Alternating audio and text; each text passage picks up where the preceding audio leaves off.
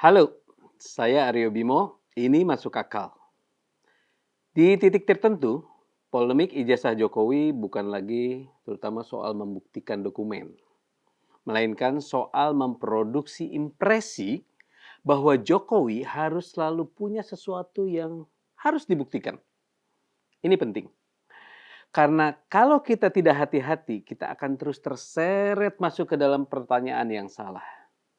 Kita dibuat sibuk bertanya, ijazahnya mana? Kenapa tidak ditunjukkan? Kenapa tidak dibuka saja?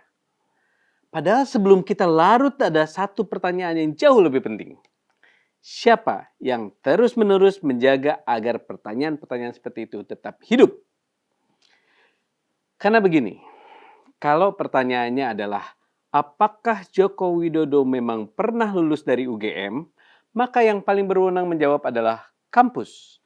Kalau pertanyaannya adalah apakah Joko Widodo memalsukan ijazah, maka yang paling berwenang menjawab adalah aparat penegak hukum dan pada akhirnya hakim dalam forum pembuktian yang sah. Artinya sejak awal sebenarnya jalurnya sudah cukup jelas. Status akademik jawabannya ada pada kampus. Dugaan pemalsuan jawabannya ada pada proses hukum. Jadi kalau Jokowi memilih tidak menjadikan ruang publik sebagai tempat membuktikan semuanya, itu bukan otomatis tanda takut. Bisa jadi itu justru tanda bahwa dia tetap berada dalam koridor prosedural. Dan sejauh ini yang kita telusuri, itulah pola yang terlihat. Nah, disinilah masalahnya mulai menarik. Karena tekanan yang terus-menerus muncul justru bukan biarkan kampus bicara atau biarkan hakim yang menilai, tekanannya adalah tunjukkan saja ijazahnya. Kalimat itu terdengar sederhana, terdengar masuk akal, bahkan terdengar seperti sebuah solusi yang cepat. Tapi justru karena terdengar sederhana, kita perlu bertanya, sederhana bagi siapa? Karena dalam praktiknya kalimat tunjukkan saja ijazahnya bukan cuma usul. Ia adalah pressure politik, ia adalah framing. Ia pelan-pelan membangun satu impresi, kalau tidak mau menunjukkan berarti ada yang disembunyikan. Kalau tidak membuka semuanya ke publik berarti takut.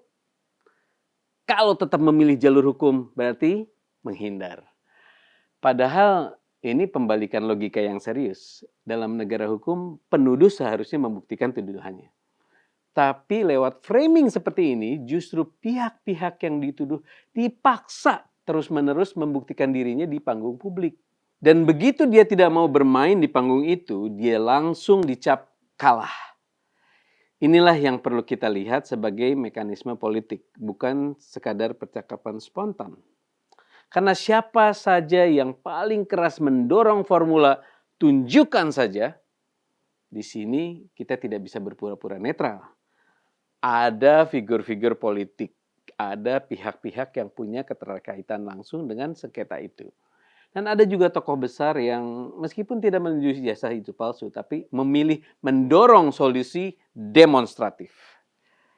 Yusuf Kala adalah contoh paling menarik.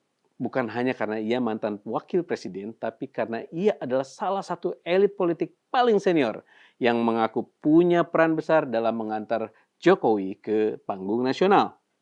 Dan ini menarik, karena apa yang disampaikan Yusuf Kala hari ini bukan muncul tiba-tiba. Arsip lama menunjukkan bahwa sejak 2012 Jokowi sendiri pernah mengatakan bahwa Pak JK adalah salah satu tokoh pertama yang mendorongnya maju di Pilgub DKI. Artinya ada basis sejarah di situ, ada jejak, ada memori politik yang nyata. Tapi justru karena itu konfliknya menjadi lebih dalam. Karena ternyata bukan hanya satu orang yang merasa berjasa, ada versi lain, ada klaim lain, ada narasi lain. Dan di titik itu yang sedang diperebutkan bukan lagi fakta sederhana, tapi otoritas atas sejarah. Siapa yang paling berhak mengatakan, saya tahu Jokowi sejak awal. Dalam konferensi pers itu, Pak JK bukan hanya bicara soal ijazah. Ia juga bicara dengan nada emosional. Ia menyebut para pendukung Jokowi yang menyerangnya sebagai termul-termul.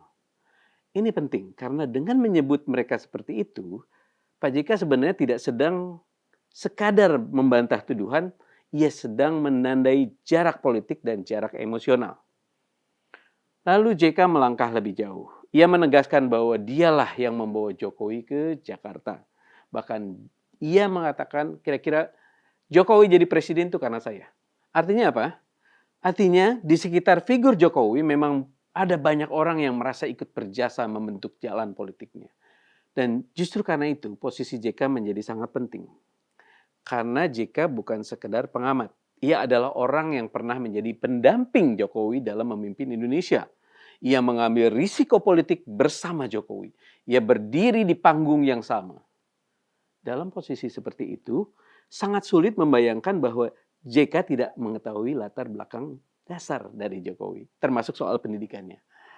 Dan lebih sulit lagi membayangkan bahwa ia tetap berdiri di samping Jokowi jika ia meragukan keaslian hal yang paling mendasar itu. Jadi ketika hari ini JK tidak mengatakan ijazah itu palsu, itu bukan kebetulan. Tapi yang menarik, ia juga tidak memilih mengatakan ijazah itu asli, saya jamin, tunggu saja di pengadilan. Tidak. Yang ia pilih justru kalimat yang secara politik lebih pendek, lebih tajam, lebih mudah meledak di ruang publik. Tunjukkan saja ijazahnya. Dan disinilah posisi politik JK menjadi penting untuk dibaca. Ia tampaknya tidak sedang berbicara sebagai ahli hukum. Ia bicara sebagai elit senior. Sebagai orang yang merasa tahu sejarah naiknya Jokowi, sebagai politisi yang terbiasa memandang konflik dari sudut efektivitas politik. Dengan melabeli para loyalis itu sebagai termul, JK seolah sedang menyerang satu kultur politik. Loyalitas tanpa memori, pembelaan tanpa sejarah, dan kegaduhan tanpa jasa. Masalahnya, resep politik seperti itu punya efek samping. Ketika seorang tokoh sebesar Yusuf Kala ikut mengatakan tunjukkan saja, ia memang tidak sedang menuduh. Tapi ia tetap ikut menggeser beban penyelesaian ke Bapak Jokowi. Dan tanpa sadar, ia ikut memperkuat framing yang sejak awal sedang dibangun. Bahwa Jokowi selalu punya sesuatu yang harus dibuktikan. Yusuf Kala tentu bukan satu-satunya. Kita juga melihat nada yang sama muncul dari sejumlah tokoh lain. Amin Rais misalnya. Secara terbuka menyampaikan bahwa polemik ini sebenarnya sederhana. Menurutnya cukup ditunjukkan saja ijazahnya, maka selesai. Egy Sujana juga pernah mengambil posisi serupa.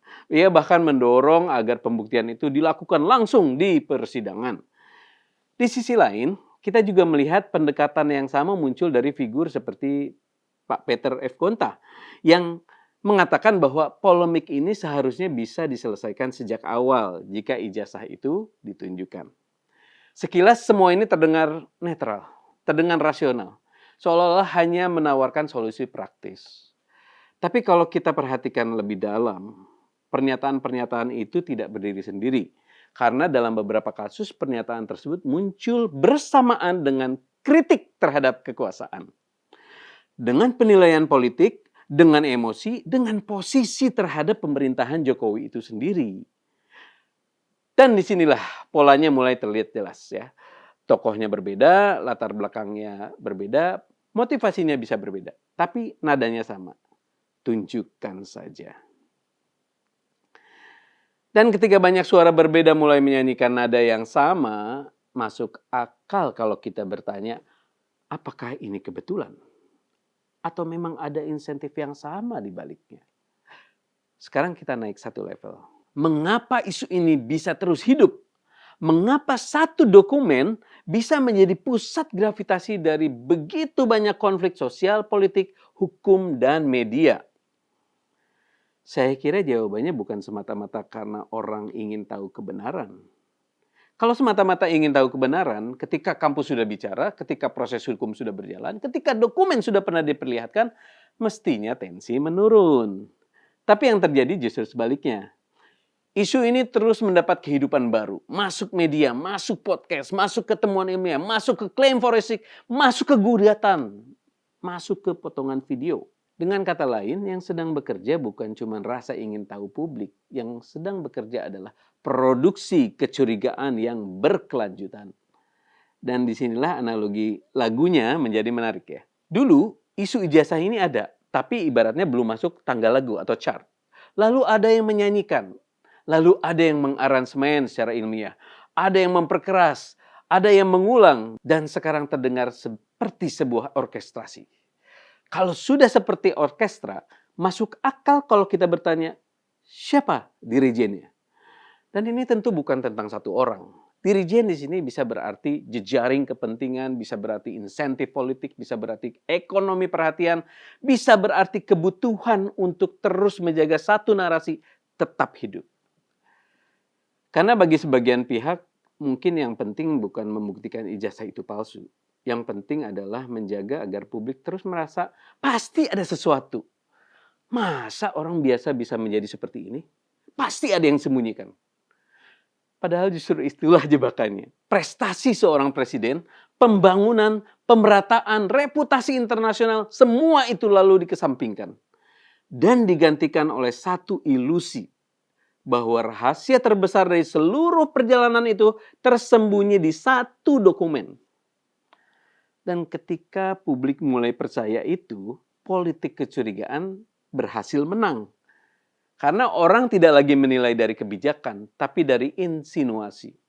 Tidak lagi menimbang bukti, tetapi menunggu sensasi. Tidak lagi bertanya siapa yang menuduh, tapi sibuk menagih orang yang dituduh. Jadi menurut saya, episode ini tidak boleh berhenti pada pertanyaan, ijazah ini asli atau palsu? Pertanyaan yang lebih masuk akal adalah, mengapa satu isu bisa dirawat sedemikian lama, sedemikian rapi, sedemikian nyaring sampai ia berubah dari dokumen menjadi instrumen delegitimasi. Dan kalau kita berani menanyakan itu, barulah kita mulai melihat gambaran yang utuh. Bahwa di balik polemik ini yang dipertarungkan bukan cuma kertas, tapi forum kebenaran, beban pembuktian, dan siapa yang berhak mendefinisikan realitas. Itulah mengapa di titik tertentu polemik ijazah Jokowi bukan lagi soal dokumen, melainkan soal impresi bahwa seseorang harus terus-menerus membuktikan dirinya. Dan ketika suatu bangsa terlalu lama hidup dalam impresi seperti itu, yang rusak bukan cuma nama seseorang, tapi juga disiplin publik kita dalam membedakan mana tuduhan, mana bukti, mana kebenaran.